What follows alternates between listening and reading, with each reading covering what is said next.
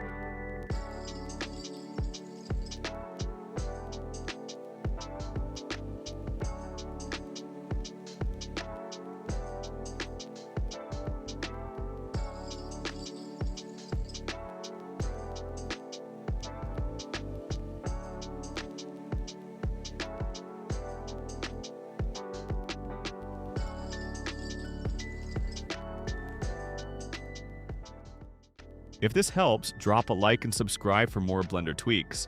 Let me know in the comments what material you want to see next.